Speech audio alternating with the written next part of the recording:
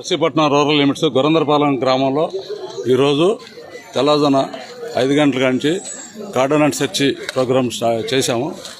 అది సుమారుగా 120 మంది పోలీస్ ఫోర్స్ ఉన్నారు. దీంట్లో రైల్వే స్పెషల్ సెక్యూరిటీ ఫోర్స్ వారు కూడా ఉన్నారు. 8 మంది సిఐలు ఉన్నారు, 10 మంది ఎస్ఐలు ఉన్నారు. అందరం కూడా ఈ విలేజ్లో ఇల్లీగల్ యాక్టివిటీస్ ఏమైనా జరుగుతున్నాయని చూద్దామనే ఉద్దేశంతో ఇక్కడికి వచ్చాము. ఈ పూర్తి వివరాలు ఇంకా నేను ప్రస్తుతం ఇవ్వలేను, ఇంకా సెర్చెస్ అవుతున్నాయి, తర్వాత నేను ఇస్తాను. ఇక్కడ గంజా కానీ, తర్వాత సారా కానీ, అలాగే ట్రాన్స్పోర్టేషన్కి అన్లైసెన్స్డ్ వెహికల్స్ కూడా వాడుతున్నారు తెలిసింది. వీటి మీద మా కాన్సన్ట్రేషన్ ఉంది.